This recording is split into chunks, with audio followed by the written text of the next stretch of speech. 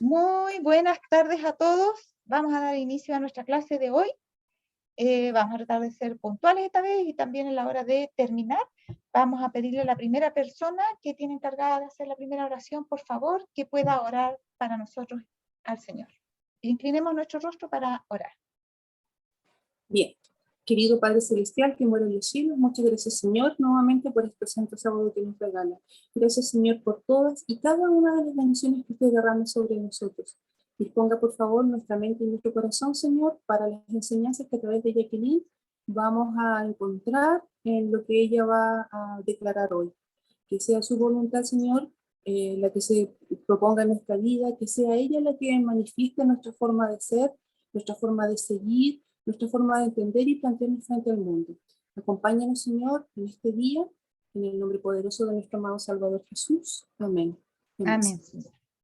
Muy bien, vamos entonces a las diapositivas. Miren, permiso, estoy tratando de correr algo acá. Ya, ahí. Los tres ángeles de Apocalipsis 14 que aparecen volando por en medio del cielo simbolizan la obra de los que proclaman los mensajes, ¿ya? O sea, no pensemos que van a ser ángeles que bajan literalmente a ellos predicar, no. Eso simboliza la obra de los que proclaman los mensajes, ¿ya? Y dice, los que proclaman los mensajes del primer, segundo y tercer ángel. O sea, en los tres casos es la obra de las personas, de nosotros. No han perdido vigencia. Esos mensajes viven y han de ejercer su poder sobre nuestra experiencia religiosa mientras dure el tiempo. Yo estoy repasando, voy a ir repasando algunas que ya vimos junto con unas nuevas. La declaración, ha llegado la hora de su juicio, proclama una verdad que debe seguir siendo proclamada. Empezó en 1844, debe proseguirse hasta que sean falladas las causas de todos los hombres. De aquí que deba extenderse hasta el fin del tiempo de gracia. O sea, el primer mensaje sigue vigente y así vamos a ver que el segundo y el tercero también, ¿ya? Ahora, 2 dimensiones para 3 mensajes, dijimos que en su dimensión temporal aún no estamos en el tiempo del mensaje del tercer ángel. ¿Por qué? Porque aún no podemos advertir acerca de la marca porque no ha sido todavía implementada, acerca de la bestia y su imagen de no adorarlos porque todavía no han tomado el predominio mundial, pero sí que podemos enseñar a la gente a guardar el sábado y abandonar sus malas doctrinas que han traído de las iglesias erradas, eso sí, ¿ya? Así que en ese sentido sí estamos espiritualmente hablando, como dice acá, sí estamos bajo el mensaje de los tres ángeles, se completan los tres mensajes. Pero el tercer mensaje, que es el segundo ángel que se repite, porque fíjense ustedes que en el segundo ángel dice, ha caído Babilonia. Y en el tercer mensaje, cuando habla, advierte acerca de no tomar la marca de la bestia y su imagen, ese mensaje, cuando es reforzado por la lluvia tardía, aparece en Apocalipsis 18, nuevamente diciendo, ha caído Babilonia, ¿ya? Porque dice que debe repetirse por segunda vez, ¿ya? Ahora, el mensaje del segundo ángel habría de ir a Babilonia. Este mismo mensaje ha de ser proclamado la segunda vez, lo que estábamos diciendo. Después de esto, vi a otro ángel descender del cielo con gran poder. Ese es el poder de la lluvia tardía. Ahora, la esencia del mensaje del segundo ángel vuelve a darse al mundo por medio del otro ángel, o sea, del tercero. El tercero conserva la esencia del segundo mensaje de la caída de Babilonia que hay que proclamar, pero dijimos que dice los pecados específicos de Babilonia y además se le añade esa otra parte que es advertir porque va a ser en el tiempo cuando surja la adoración a la bestia y su imagen y la marca. Entonces, se refuerza. Primero, ha caído Babilonia y Babilonia completa su caída porque se une al mundo para imponer la marca. ¿Se fijan? Entonces ahí cobra otro matiz. Y entonces Dios da el Espíritu Santo con gran poder para que ese ángel, el mismo segundo ángel, ahora entre en la otra etapa, que es la proclamación del tercer mensaje. Y a eso se le llama el tercer ángel. Pero vuelve a proclamar que ha caído Babilonia, pero se añade esa otra dimensión.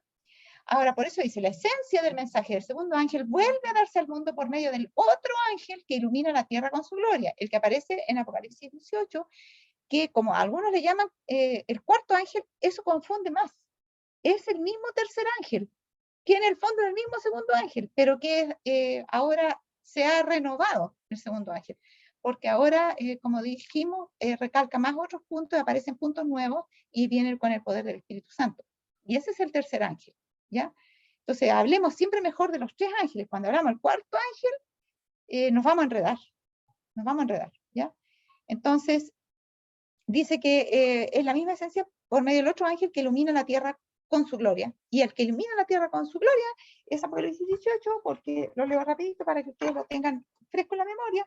Después dice Apocalipsis 18:1, de esto vi a otro ángel descender del cielo con gran poder, y la tierra fue alumbrada con su gloria. ¿Se fijan? Es el mismo, es Apocalipsis 18. Es la lluvia tardía. Y la lluvia tardía es dada en tiempo de persecución.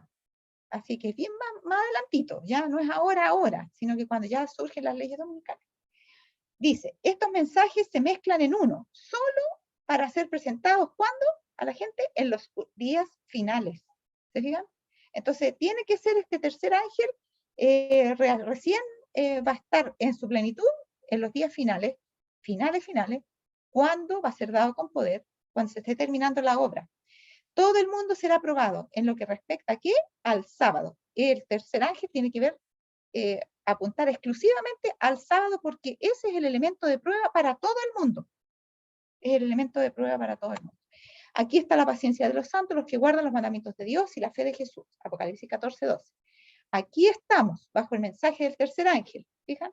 Después de esto, vi a otro ángel descender del cielo con gran poder y la tierra fue alumbrada con su gloria. Cuando dice, aquí estamos, bajo el mensaje del tercer ángel, vamos a entender dos cosas. Una, que nosotros sí estamos en el sentido espiritual bajo el mensaje del tercer ángel, porque somos los que guardamos los mandamientos de Dios y tenemos la fe de Jesús. Pero esto tiene que también ser proclamado a todo el mundo, y todo el mundo tiene que conocer el sábado. Para que este mensaje pueda ser completo, tiene que ser transmitido a todo el mundo, y tiene que ser transmitido en un tiempo de advertencia solemne, cuando se nos van a oponer todos los poderes de Satanás, ¿ya?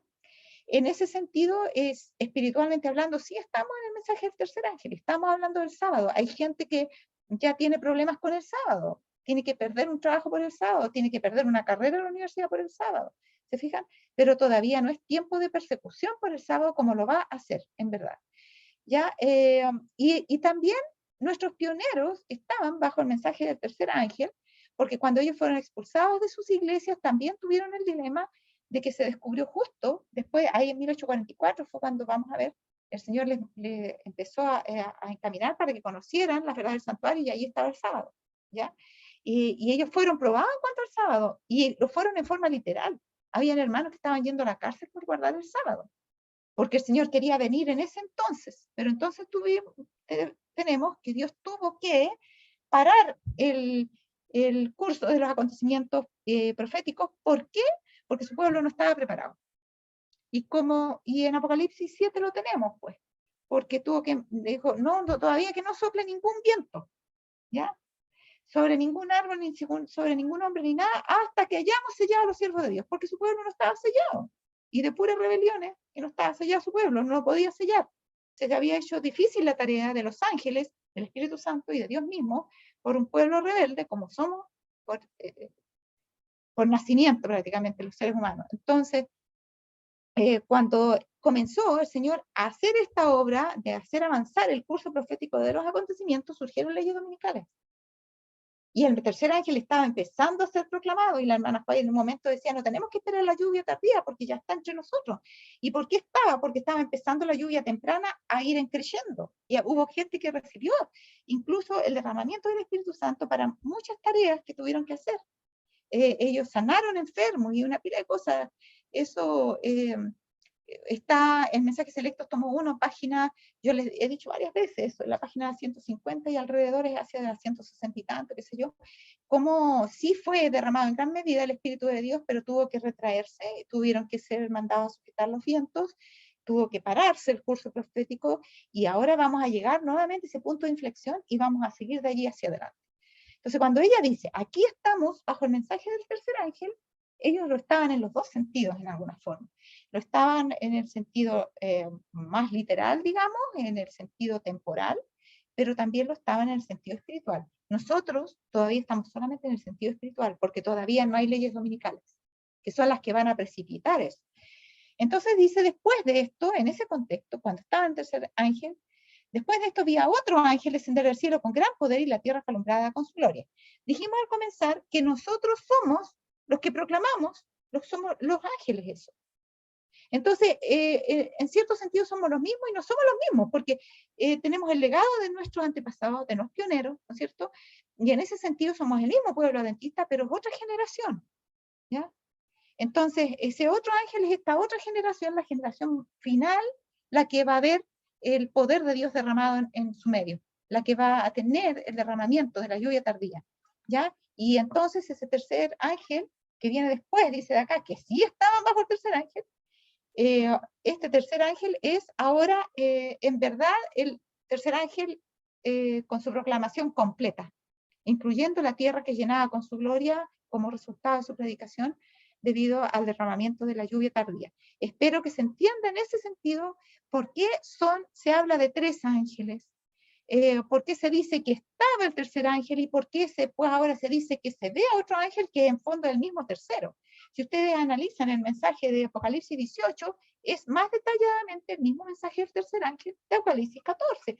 Apocalipsis 14 es muy resumido, solamente dice así, y se los leo, dice, y el tercer ángel lo siguió diciendo a gran voz, versículo 9 Apocalipsis 14, si alguno adora a la bestia y a su imagen y recibe la marca en su frente o en su mano, versículo 10, él también beberá del vino de la ira de Dios, que ha sido vaciado puro en el cáliz de su ira y será atormentado con fuego y azufre delante de los santos ángeles y del Cordero, y el humo, el 11, el humo de su tormento sube por los siglos de los siglos y no tienen reposo de día ni de noche los que adoran a la bestia y a su imagen, ni nadie que reciba la marca de su nombre. ¿Se fijan? Entonces está solamente así. Pero Apocalipsis 18 es todo el capítulo. Habla no solamente del mensaje del tercer ángel, sino que habla de que ahora vienen, dice, sus pecados, en el versículo 5, 18:5, porque sus pecados han llegado hasta el cielo. ¿Se acuerdan que nosotros hablamos que cuando el pueblo de Israel, el Señor quería, le estaba prometiendo que le iba a entregar la tierra de Canaán? Le dice a Abraham en realidad, le dice que su pueblo iba a estar allá 430 años en Egipto, y que después iba a volver acá, porque todavía no había llegado al colmo la maldad del amorreo y de los que habitaban esas tierras. ¿Se fijan? Así también, no llegaba todavía al colmo en 1844 y más adelante la maldad del mundo. Pero ahora, cuando llegue, cuando se dicten leyes en contra de la ley de Dios, entonces es cuando el 18:5 dice, porque sus pecados han llegado hasta el cielo.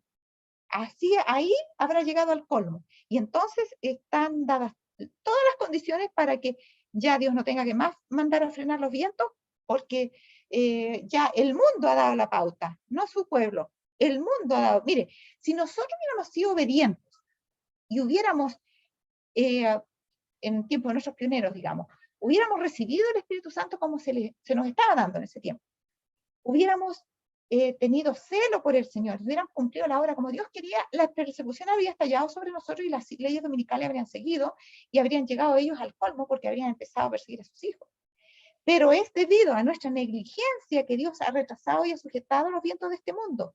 Pero cuando este mundo ya vaya demasiado lejos con las cosas, entonces los pecados van a llegar al cielo y Dios va a tener que dar curso a esto igual. ¿Ya? Por eso dice, sus pecados han llegado hasta el cielo y Dios se ha acordado de sus maldades, ¿no es cierto? Igual que cuando le dice que me acordé de la aflicción del pueblo en Egipto, el Señor cuando habla, y entonces llega la hora de sacarlo, ¿ya?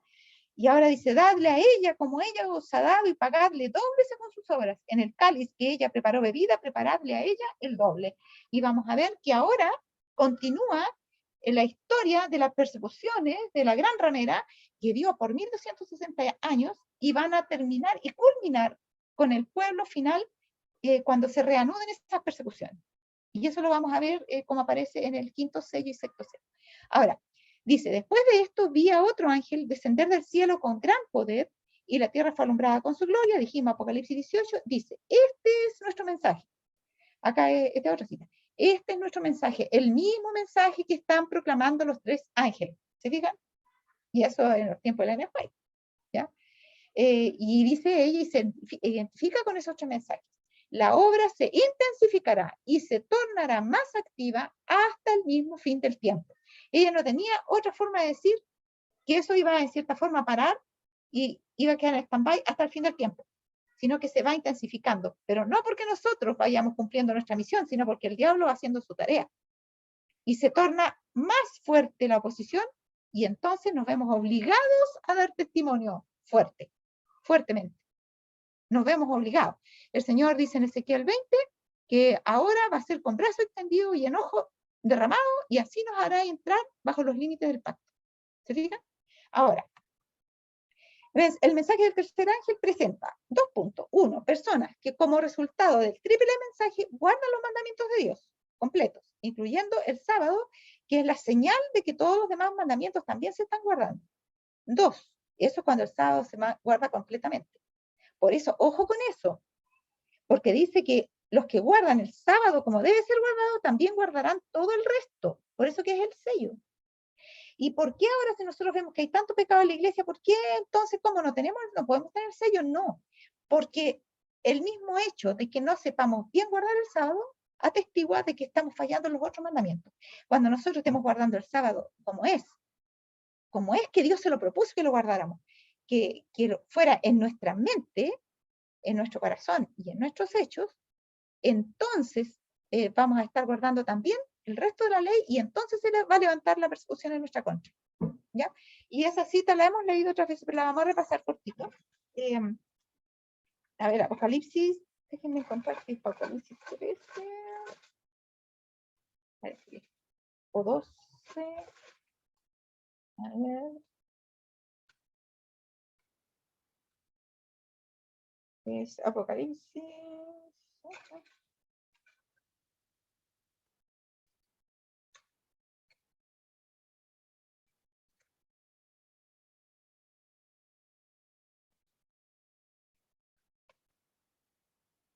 sí, es Apocalipsis, mire, es Apocalipsis 14, 12, ¿ya?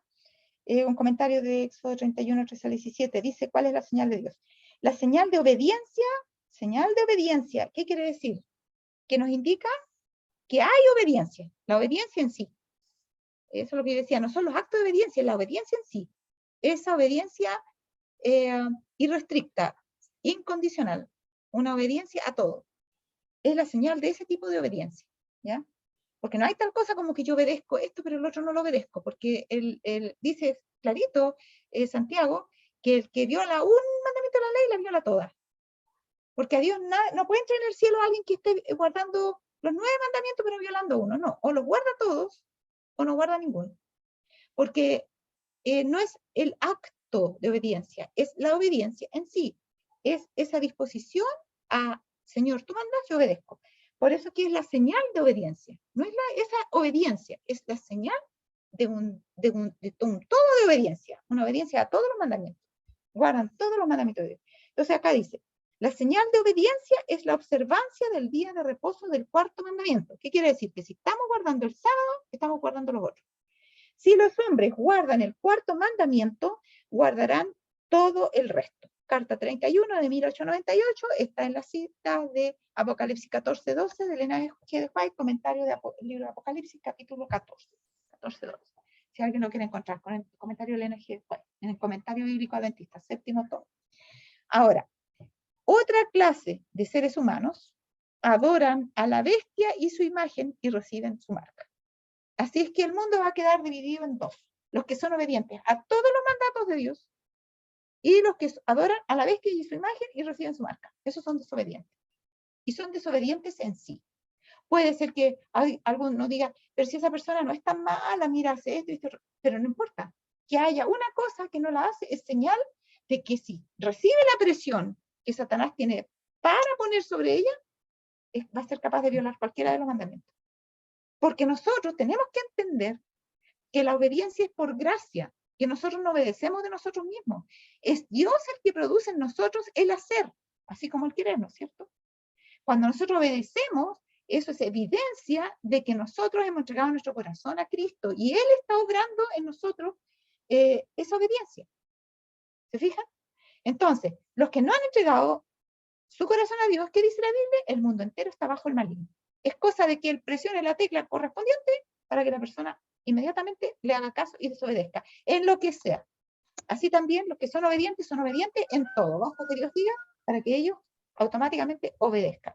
Ya eso se logra, ¿no es cierto?, cuando nosotros tenemos una vida de conocimiento de Dios o nos hemos consagrado porque realmente hemos sido tocados por su amor y queremos sobre todas las cosas estar bien con Dios, no perder la comunión con Él y conocerlo cada vez más y llenarnos cada vez más de Él y no desagradarle nada, no entristecerlo, no frustrarlo. Y cuando tenemos ese espíritu somos capaces de obedecer, porque quiere decir que el Espíritu Santo está obrando en nosotros. El mismo que obra el querer, obrará también el hacer por su buena voluntad, no por el ejercicio de la voluntad nuestra, sino porque nosotros le hemos entregado nuestra voluntad a Dios para que Él decida lo que vamos a hacer nosotros. Señor, lo que tú quieras, eso se hace. Muy bien. ¿Cómo considera el mundo la ley de Dios? Por doquiera la gente se rebela contra los preceptos divinos. En su deseo de evadir la cruz que acompaña a la obediencia, aún las iglesias están poniéndose de parte del gran apóstata al sostener que la ley de Dios ha sido cambiada o abrogada. ¿Se fijan? ¿Qué es lo que quieren las iglesias? ¿Por qué las iglesias fallan? Porque quieren evadir la cruz que acompaña a la obediencia. Quieren la gloria de la presencia de Dios, pero sin la responsabilidad de entregarse completamente a Dios. No quieren obedecer. Quieren tener los beneficios de la obediencia, pero sin comprometer una obediencia completa, irrestricta, incondicional. Entonces ellos se están poniendo de esa forma de parte del gran apóstata al sostener que la ley de Dios ha sido cambiada o abrogada. La gente en su ceguera, dice, se jacta de haber realizado progresos admirables y adquirido iluminación espiritual. Pero los vigilantes celestiales, ¿a quiénes se les llama vigilantes celestiales? A los ángeles. Pero los vigilantes celestiales ven que la tierra está toda llena de corrupción y violencia. ¿Cuándo se repite esto? ¿O se repitió? En los tiempos de Noé. Dios vio que la tierra estaba llena de violencia. Y entonces, ¿qué tuvo que venir? La destrucción. Ahora la tierra está toda llena de corrupción y violencia cuando esto fue escrito. Ahora es peor todavía y cada vez va a ser más. Entonces estamos listos para una cosecha. Está madurando a todo dar los frutos. En la Biblia se le llama a los perdidos las uvas maduras. Aparece en Apocalipsis 14 también. ¿Ya? Las uvas maduras representan las que van a ser echadas en el lagar, que son los perdidos, donde Cristo los pisa y salpica sus vestidos. Y es el lagar de la ira de Dios. Este Apocalipsis 15 son las plagas. ¿Ya? Entonces está madura la tierra para cosechar lo que ha sembrado. La tierra está toda llena de corrupción y violencia a causa del pecado.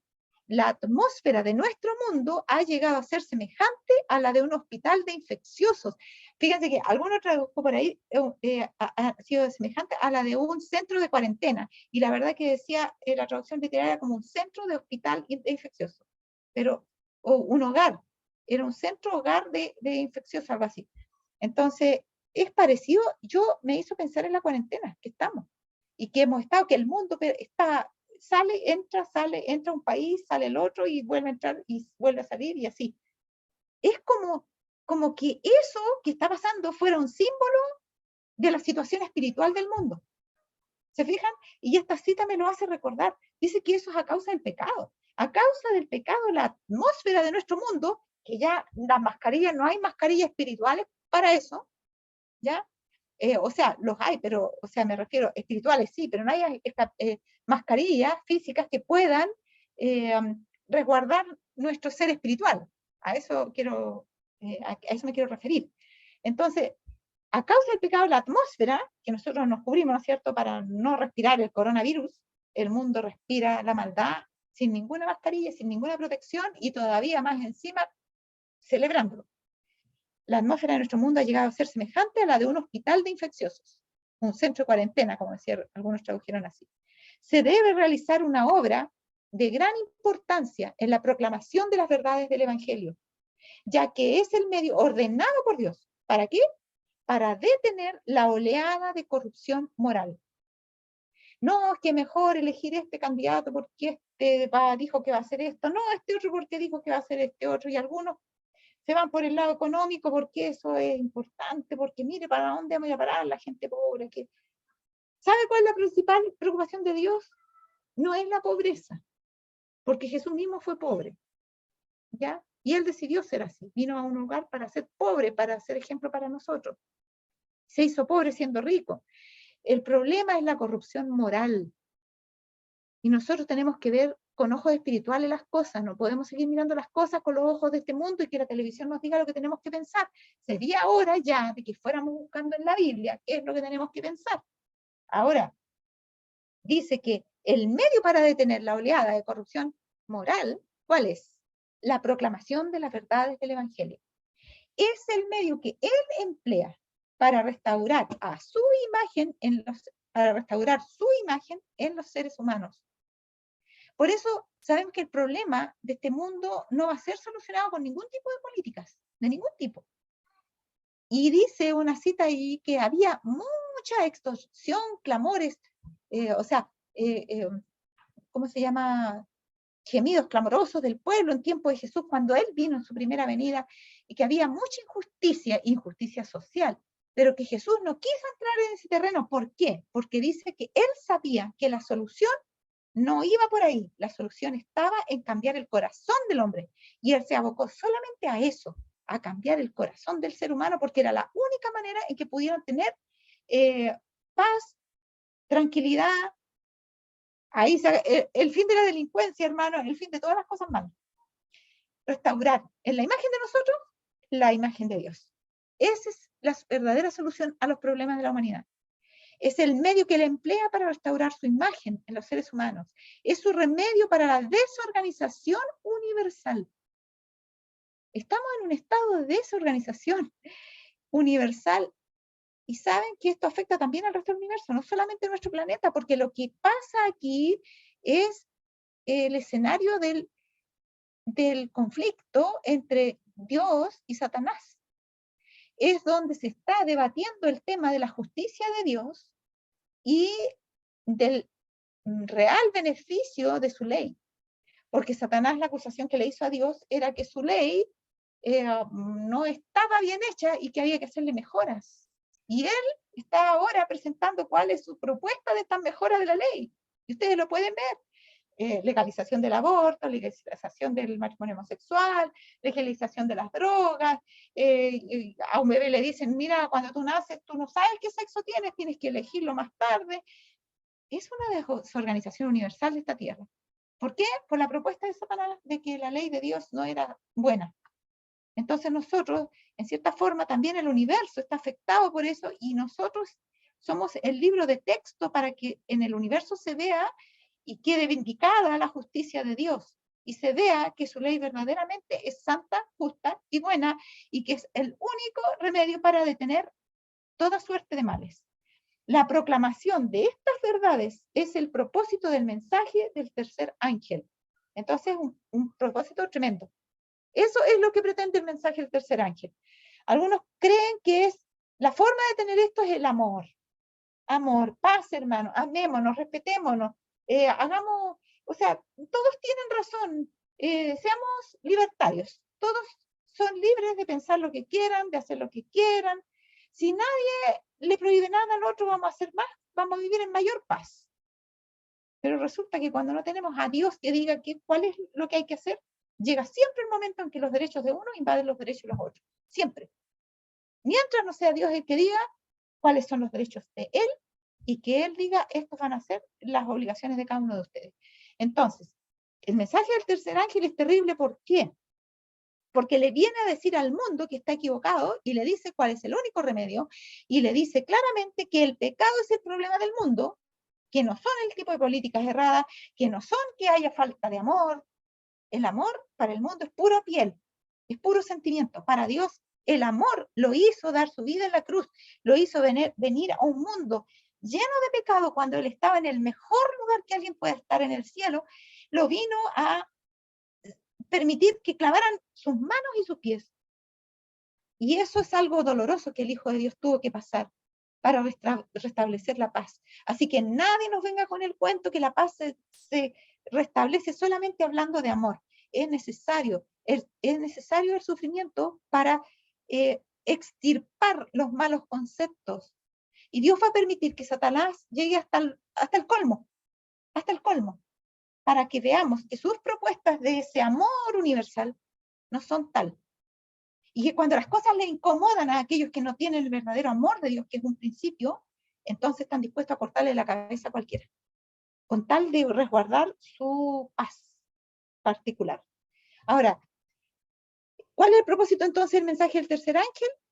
Ese, dice, es el propósito del mensaje, la proclamación de estas verdades, es detener la oleada de corrupción moral, restaurando la imagen de Dios en los seres humanos, y ese es el propósito, y el Señor desea que la divulgación de este mensaje sea la obra más destacada y grandiosa que se lleve hoy a cabo.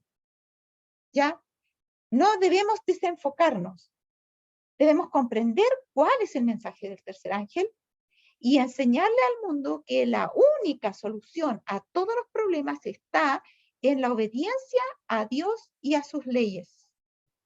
En la obediencia a la ley de Dios, que es el trasunto de su carácter, vamos a poder restaurar en nosotros, Dios va a poder hacerlo porque Él nos da la obediencia, restaurar su imagen en nosotros, cuando la ley de Dios se haga carne en nosotros, ¿ya? Igual como se la hizo en Cristo, o como Cristo la traía, que Él venía perfecto, con obediencia inherente. Nosotros no, tenemos que aprenderla, dependiendo de Él. Por eso dice que nuestra obra tiene que ser hecha en Cristo. Ahora, la obra más destacada y grandiosa que se lleva a cabo hoy es esa. Satanás insta constantemente a los seres humanos a aceptar sus normas. Así procura contrarrestar la obra de Dios y produce confusión. Y algunos hasta de nuestros hermanos están confundidos, ¿ya? Y no se puede tolerar nada que Dios no tolera. Y la palabra de Dios dice exactamente lo que quiere decir. No hay que para qué darle tantas vueltas. Cuando Dios dice esto es malo, es malo. Cuando dice no hagan esto, es que no hay que hacerlo. Pero que todo el mundo lo hace, pero que ¿cómo si eso va a ser algo tan terrible? No importa, se hace. El Señor desea contestar por medio de su pueblo las acusaciones de Satanás. Miren el tremendo cometido que tenemos. Por medio de nuestra obediencia, quiere hacer patente que ese es el mejor camino para realmente tener paz, comunión con Él y verdadero amor, ese amor que obedece a Dios y que por obediencia a Dios conoce que no puede atropellar a su prójimo. ¿Cómo lo hace? Mostrando a través del mismo, a ver, de nuevo para que retomemos aquí, dice el Señor desea contestar por medio de su pueblo las acusaciones de Satanás, mostrando a través del mismo el resultado de la obediencia a los principios correctos, ¿ya? O sea, nosotros tenemos que obedecer la ley de Dios. Cuando la obedezcamos, vamos a ejemplificar que los principios que tiene la ley son correctos en el resultado que se va a ver en nosotros, ¿ya? Ahora, toda la luz, según se revela en la palabra de Dios, es para todo aquel que desee recibirla. Aquí no hay nada que tengamos escondido. Las sectas esconden cosas, ritos y una pila de cosas. Nosotros no escondemos nada. Jesús cuando vino a esta tierra no escondió nada. Nosotros no necesitamos hacer rituales místicos para estar en comunión con Dios. No. El Señor dijo, yo todo lo que he hecho, le dijo en San Juan 18, lo he hecho en público. Ustedes tuvieron todo el tiempo para aprenderme cuando yo estaba con ustedes en todas partes. Pero esta es la luz de las tinieblas, porque las cosas de las tinieblas se hacen en oculto. Pero acá dice que toda la luz, según se revela en la palabra de Dios, es para todo aquel que desee recibirla. No hay privilegios, todos tienen el privilegio. Dios lo dio para todos porque le costó caro, le costó la sangre de su Hijo. La gloria de esa luz, que es la misma gloria del carácter de Cristo, debe manifestarse en el cristiano. Pero ¿cómo, hermana, qué vamos a hacer? Nosotros no podemos ser igual que Jesús. Jesús era perfecto, nosotros no somos perfectos. ¿Qué dice la palabra de Dios? Sed pues vosotros perfectos, así como vuestro Padre que está en los cielos es perfecto. Y todos sus mandatos son habilitaciones. Así que si Dios nos pide que seamos perfectos, es porque es posible hacerlo, porque Él nos va a habilitar para hacerlo. No porque podamos nosotros, sino porque por fe vamos a obedecer. Y al ir obedeciendo, la imagen de Dios se va a ir reproduciendo en nosotros. La gloria de esa luz, que es la misma gloria del carácter de Cristo, debe manifestarse en el cristiano. Deben ser ejemplos del poder salvador de las verdades del Evangelio. Son instrumentos en el cumplimiento del gran propósito de Dios para la humanidad. Así que este tema de la perfección, que está tan en boga, que unos dicen que podemos ser perfectos, otros dicen que no podemos ser perfectos, otros dicen que no tenemos carne santa. Claro que no tenemos carne santa. El único que tuvo carne santa fue nuestro Señor cuando vino a la tierra, que vino con la misma carne santa con que creó a Adán y Eva. Ellos tenían carne santa, pero nosotros no. Después que Adán la corrompió, nos la transmitió en herencia a nosotros y ahora nosotros no tenemos carne santa, pero sí que podemos tener una humanidad santa si nosotros nos escondemos en Cristo y Él vive en nosotros y nos transforma. Y esa carne va a ser transformada cuando Él venga. Es lo último que tiene que hacer. Pero el carácter tiene que ser transformado ahora. Debemos, en una carne desobediente, vivir la obediencia espiritual de Cristo, porque el Espíritu es el que obra en nosotros las buenas obras. Ahora, deben ser ejemplos del poder salvador de las verdades del Evangelio. Son instrumentos en el cumplimiento del gran propósito de Dios para la humanidad. Y Dios nos va a salvar de todo pecado, no de 9 pecados y el del cuarto mandamiento ese, no, nos va a salvar de todos los pecados. Dios es capaz de hacerlo y de hacernos perfectos en la obediencia. Ahora, se demostró lo que había ocurrido en el cielo al terminar en 1844 los periodos proféticos. Cuando Jesús concluyó su ministerio en el lugar santo y cerró la puerta de ese departamento, densas tinieblas envolvieron a quienes habían oído y rechazado el mensaje de su advenimiento y lo habían perdido de vista a él. ¿Ya? Entonces aquí estamos temporalmente en el mensaje del primer ángel. ¿Se acuerdan? Cuando Miller proclama que el hora de su juicio ha llegado y eso significaba que en 1844, bueno, primero en 1843, pero después en 1844, según él, iba a venir Cristo a purificar la tierra y eso lo iba a hacer mediante un juicio, el juicio final. Él pensaba que ese era el juicio, pero el juicio no era el juicio final, era el juicio investigador, que comenzaba en 1844, y su venida no era a la tierra, su venida era al santuario, al lugar santísimo del santuario celestial, para iniciar su última etapa en el gran plan de salvación, que era purificar el santuario, en otras palabras, borrar los pecados que están ahí escritos, por lo menos de nosotros que estamos vivos, todavía están escritos ahí esos pecados y tienen que ser borrados para que quede libre de toda huella de pecado del cielo, y esos van a ser borrados en un juicio. Y los que no puedan ser borrados porque no hubo arrepentimiento y porque el nombre del perdón no está escrito al lado del pecado, entonces esos van a tener que ser el santuario para poder ser limpiado, tiene que sacar a esas personas de los registros. Y así se purificará el santuario. ¿Ya? Ahora, se demostró lo que había ocurrido en el cielo al terminar en 1844 los periodos proféticos. Cuando Jesús concluyó su ministerio en el lugar santo y cerró la puerta de ese departamento, densas tinieblas envolvieron a quienes habían oído rechazar el mensaje de su advenimiento y lo habían perdido de vista a él. Esto es calcado lo que vimos en la visión, ¿no es cierto?, que estaba en cartas escritas de Manafay, pero había sido reproducido en primero escrito completamente en esa visión, pero la vimos completa. ¿Se acuerdan? Es lo mismo. Él sale, abandona ese departamento y los que permanecen porfiadamente en ese departamento, que todavía quieren seguir con las verdades del lugar santo y que no les gusta el lugar santísimo porque ahí está la ley y está todas esas otras cosas, esos no solamente perdieron a Jesús, sino que quedaron en imposibilidad de reencontrarlo porque quedaron en densas tinieblas por su rebelión voluntaria. Lo perdieron de vista y perdieron la esperanza. Ahora, Jesús se revistió entonces de preciosas vestiduras. Aquí tenemos que Jesús, cuando ingresó al lugar santo, cuando ascendió, tenía unas vestiduras distintas de las que se pone ahora cuando va a ministrar en el Santísimo. ¿Sí? Ministró en el Santo con un tipo de vestiduras y ahora que ingresa al Santísimo tiene que cambiarse de vestiduras porque ahora él va a ser juez, sumo sacerdote, va a ser abogado y juez. Jesús se revistió entonces de preciosas vestiduras. Alrededor de la orla inferior de su manto ostentaba en alternada sucesión una campanilla y una granada. Es la vestidura que lleva el sumo sacerdote. Entonces, para entender esto, tenemos que entender el Antiguo Testamento, si no aquí quedamos perdidos con esto. Él llevaba esa vestidura del sumo sacerdote, una campanilla y una granada.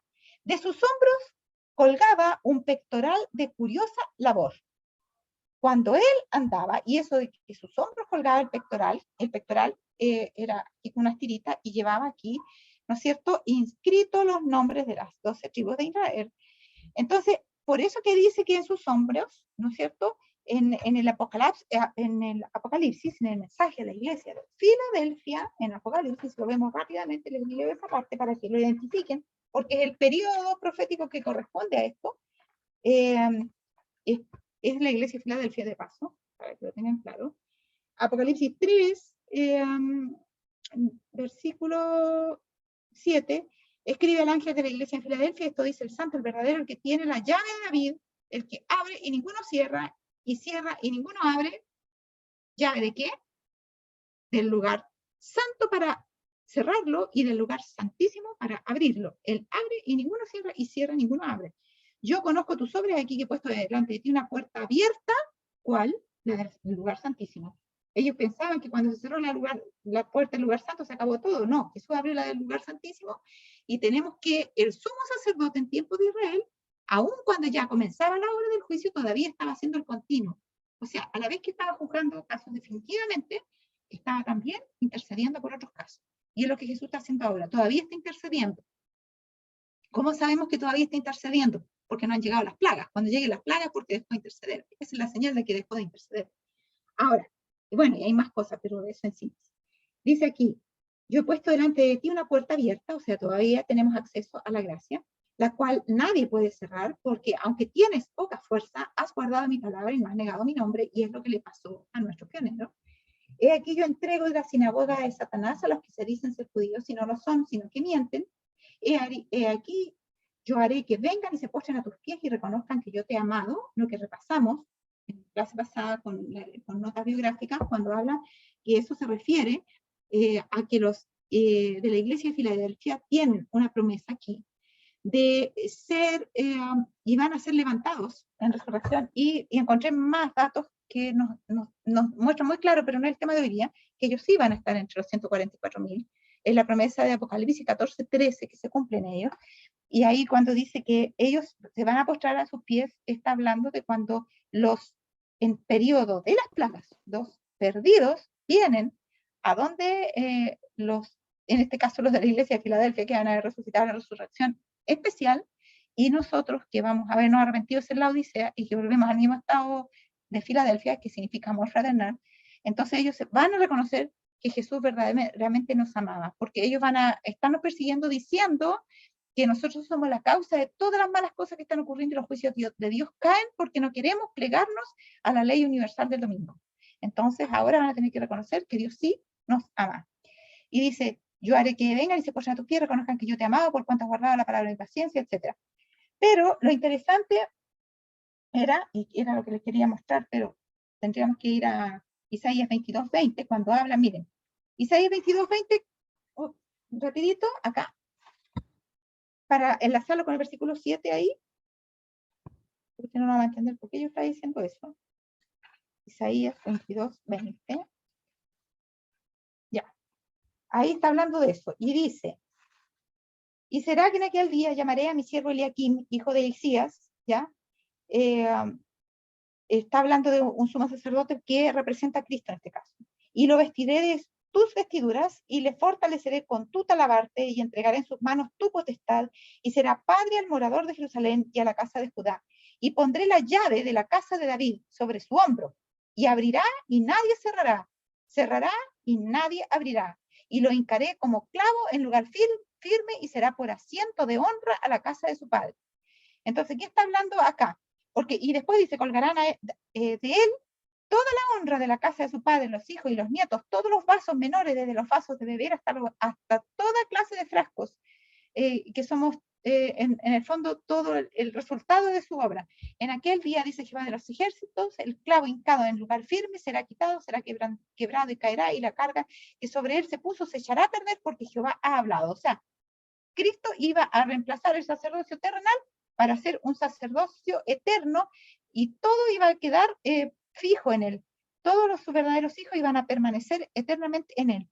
Y dice, pondré, que es lo que me llamaba la atención el versículo 22, la llave de la casa de David sobre su hombro, porque de ahí colgaba el pectoral donde iban las 12 tribus, ¿ya?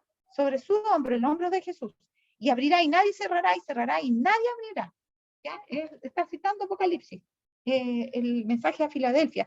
Por eso que dice, esto dice el santo, el verdadero, el que tiene la llave de David, el que abre y ninguno cierre, y cierra y ninguno abre. ¿Ya? Eso.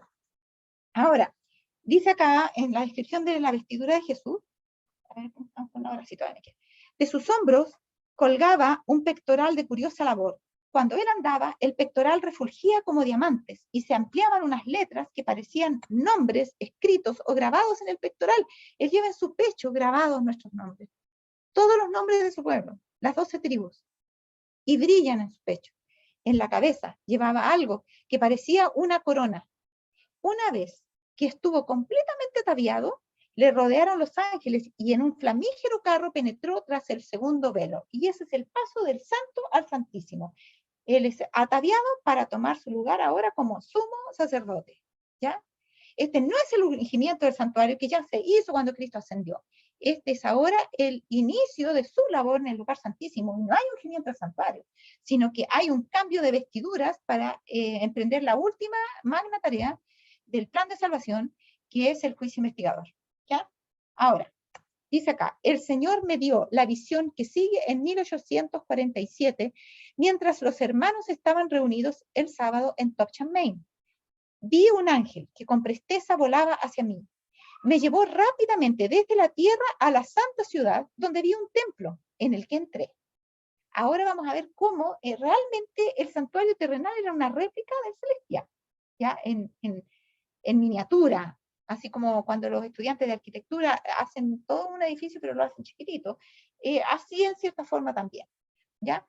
Dice, donde vi un templo en el que entré. Antes de llegar al primer velo, que sería el velo del lugar santo, pasé por una puerta, sería la puerta del santuario, ¿ya? Esa a veces no lo consideramos, ¿ya?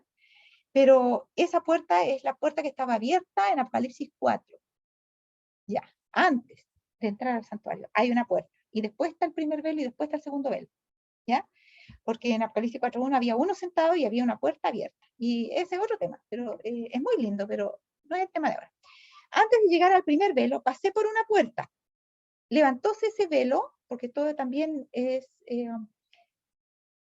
simbólico y es literal al mismo tiempo, pero es más simbólico que nada, porque el templo celestial en realidad está mostrado así aquí, pero es más grande que esto. De hecho, el templo de Salomón, que fue la copia mejor que hubo del santuario celestial, era mucho más grande. De hecho, no tenía solamente un candelabro, tenía 7 candelabros, tenía no solamente 2 ángeles, había 4 ángeles querubines, y así.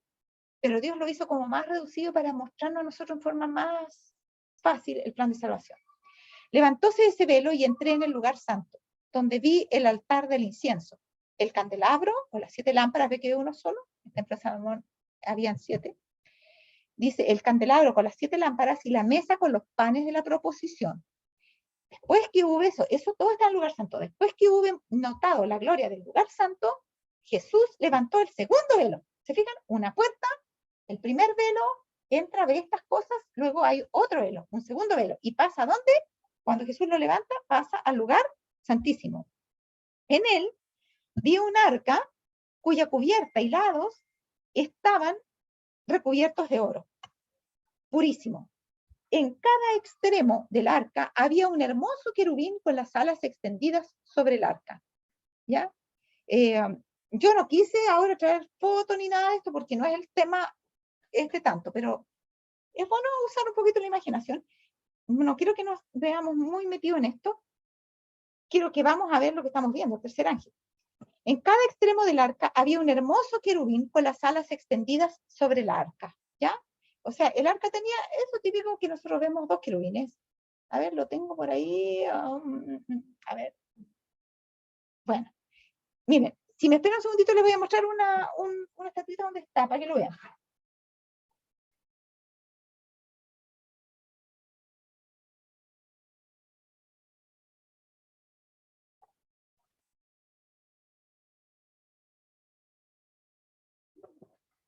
Se la llevaron al segundo piso. No la tengo aquí la estatuilla. Pero bueno, por ahí después se la mostraré. Es donde sale el arca con los 2 querubines. Ahora dice, sus rostros estaban frente a frente uno de otro, de los 2 querubines, pero miraban hacia abajo. ¿Qué es lo que hay abajo? Ahí donde está el arca. Está el propiciatorio, que es la tapa. Si abre la tapa, adentro y abajo, ¿qué hay? Está la ley de Dios, la vara de Aarón que reverdeció y el vaso con maná. ¿Cuál es lo más importante que hay ahí? La ley de Dios. Entre los 2 ángeles había un incensario de oro, arriba, ¿no? Un incensario, que no es lo mismo que el altar del incienso. El altar del incienso está en el lugar santo, el incensario está en el lugar santísimo. Entonces nosotros tenemos que a veces nos vamos a confundir porque, por ejemplo, cuando en Apocalipsis 8 es tirado el incensario a la tierra, tenemos que preguntarnos, ese incensario es el incensario que está arriba del arca, porque cuando el sacerdote entraba para Yom Kippur, entraba con el incensario al lugar santísimo, de donde sacaba el fuego del altar del incienso, pero entraba con un incensario. Ahora en esta visión ella ve el incensario ahí adentro, en el santísimo, entre los dos ángeles, ahí está, y sobre el arca. Bueno, y sí, sobre el arca, pero además dice, y sobre el arca, donde estaban los ángeles, una gloria. Se le llamaba la Shekinah, la presencia de Dios, en extremo esplendorosa, que semejaba un trono, donde está el trono de Dios. En Ezequiel hay una descripción de esto también, si ustedes después lo quieren mirar. Ya, que semejaba un trono en que moraba Dios. Junto al arca estaba Jesús. Jesús no está parado ahí encima, está parado junto al arca porque él está haciendo de intercesor entre Dios y el hombre, aunque él mismo también es Dios. Y cuando las oraciones de los santos llegaban a él, humeaba el incienso del incensario y Jesús ofrecía a su Padre aquellas oraciones con el humo del incienso. ¿Ya? Dentro del arca estaba el vaso de oro con el maná, la florida vara de Aarón y las tablas de piedra que se plegaban la una sobre la otra. O sea, ahí juntas, las dos juntas. A eso se refiere. Como las hojas de un libro. O sea, las hojas de un libro. Así y así. Se cierra. Dice, abriólas Jesús y vi en ellas los 10 mandamientos escritos por el dedo de Dios. En una tabla había 4 y en la otra 6. ¿Ya? Entonces, eso ojo, porque a veces yo veo que hacen réplica de este y ponen, para que queden mejor, los ponen, si son 10, 5 y 5. No, había 4 y en la otra había 6. ¿Y por qué acá habían 4 y en la otra habían 6? Porque los primeros 4 tienen que ver con nuestras obligaciones para con Dios y las otras 6 tienen que ver con nuestras obligaciones para con nuestro prójimo. Los 4 de la primera brillaban más que los otros porque los derechos de Dios son supremos. Si alguno ama a padre, madre, qué sé yo, más que a mí, no es digno de mí. Entonces, si yo voy a honrar a mis padres, pero para honrar a mis padres voy a deshonrar a Dios, entonces estoy pasando a llevar los derechos de Dios, y esos son supremos. Son los de la primera que brillan más que los otros, porque eso pone en orden los otros mandamientos. No es una cuestión en consenso como nosotros nos vamos a llevar bien entre nosotros. Es como dice Dios. Si lo respetamos al primero, al respetarlo a él, vamos a saber cuando alguna cosa está en desorden en la segunda tabla. ¿Ya? Ahora, los 4 de la primera brillaban más que los otros 6. Pero el cuarto mandamiento, el último de la primera tabla, el mandamiento del sábado, brillaba más que todos, porque el sábado fue puesto aparte para que se lo guardase en honor del santo nombre de Dios. El santo sábado resplandecía rodeado de un nimbo de gloria. Es la cita universal de Dios, no solamente con el hombre, porque hay citas que nos muestran que el sábado no solamente rige en este mundo, sino en todo el universo. Así que cuando Dios instituyó el sábado por causa del hombre en este mundo, ya había hecho eso por causa de otros seres creados en otros mundos. Y el santo sábado entonces es sagrado porque es el día de convocatoria de Dios para reunirse con sus criaturas. Y eso declara los derechos que Dios tiene sobre su creación. Bueno, además que fue instituido como el broche de la creación. Después que se le dio todo al hombre, le dijo, muy bien, ahora tú vas a celebrar todo lo que yo he hecho y manifestar gratitud hacia mí un día de cada semana, siempre el mismo día. El santo sábado resplandecía, rodeado de un nimbo de gloria. Vi que el mandamiento del sábado no estaba clavado en la cruz, pues de haberlo estado, también lo hubieran estado los otros 9, y tendríamos libertad para violarlos todos, así como el cuarto. Vi que por ser Dios inmutable no había cambiado el día de descanso, pero el Papa lo había transferido del 7º al primer día de la semana, pues iba a cambiar los tiempos y la ley. ¿Ya? Ahí está todo clarito. ¿Ya? Entonces, lo había transferido el día, pero iba a cambiar los tiempos y la ley. O sea, algo que ya hizo, pero que va a hacer, pasado y presente al mismo tiempo. También vi que si Dios hubiese cambiado el día de reposo del 7º al primer día, asimismo hubiera cambiado el texto del mandamiento del sábado escrito en las tablas de piedra que están en el arca del lugar santísimo del templo celestial. Y diría así, el primer día es el día de reposo de Jehová tu Dios. Pero vi que seguía diciendo lo mismo que cuando el dedo de Dios lo escribió en las tablas de piedra, antes de entregarlas a Moisés en el Sinaí. Mas el séptimo día es reposo para Jehová tu Dios. Di que el santo sábado es y será el muro separador entre el verdadero Israel de Dios y los incrédulos, así como la institución más adecuada para unir los corazones de los queridos y esperanzados santos de Dios. Aquí está el sello de Dios, el santo sábado, el que va a sellar a su pueblo y va a decir quiénes verdaderamente aman a Dios más que a todos, más que a todo y que a todos. Y eso se va a notar, ¿no es cierto?, cuando nosotros estemos dispuestos a una de nuestra vida por obedecerle a Dios en este mandamiento. Y eso separa al Israel de Dios de los incrédulos, la verdadera observancia del sábado. Ahora, cuidado, porque no solamente se nos pide que guardemos el sábado, sino que lo guardemos como Dios manda. Porque no se puede guardar el sábado a la manera de nosotros, hay que guardarlo como Dios nos ha dado instrucciones. Y pienso que más adelante va a ser muy bueno que veamos eso en profundidad, porque me temo mucho que la mayoría de los que estamos en la iglesia todavía no hemos aprendido bien a guardar el sábado. Y si no aprendemos bien a guardar el sábado, ¿cómo vamos a enseñarle al mundo a guardar el sábado? Nosotros que tenemos que ser una reproducción del carácter de Dios en la observancia de su ley, debemos saber guardar su ley. Así es que eso, mis queridos hermanos, va a ser por ahora hasta la clase de hoy, pues tengo justo un compromiso ahora a las 6 de la tarde, pero vamos a seguir la clase siguiente con lo que viene a continuación. Pero hemos llegado a una parte bien álgida, que es el sello de Dios, ¿ya? Y vamos a tener que ver algo relacionado ahí con Apocalipsis también con eso. Y ahora, por ahora nos vamos a despedir. Hasta el próximo sábado, entonces, a las 4:30 de la tarde, para los que van a entrar a la confraternización, y a los 5 para los que van a entrar a la clase. Vamos entonces, ¿sí? Hermano Emilio. No sé si quería decir algo, ¿es para la oración final? No, era para la oración final. Muy bien, vamos a orar, vamos a inclinar nuestro rostro y vamos a pedir, hermano, por favor, que nos pueda dirigir en oración. Oremos. Oremos. Querido Padre Celestial, Señor, le damos las gracias por habernos permitido, Señor, un grupo de sus hijos, estar reunidos en su santo sábado, Señor, para conocer más de usted, Señor, más de su palabra, más de su ley, Señor, y también para ir aprendiendo a guardar el sábado de una mejor manera.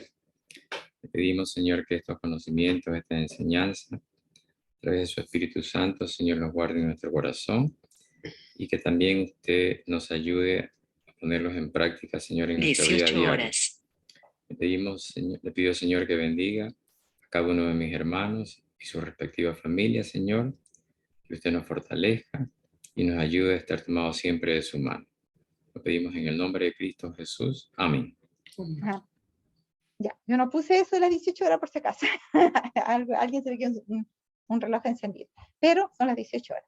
Tiempo de terminar. Nos vemos el próximo sábado. Que Dios los bendiga a todos. Linda semana. Chao, que tengan una bonita semana. Que Dios los bendiga, ¿ya? Igualmente. Chao, gracias. Chao. Chao.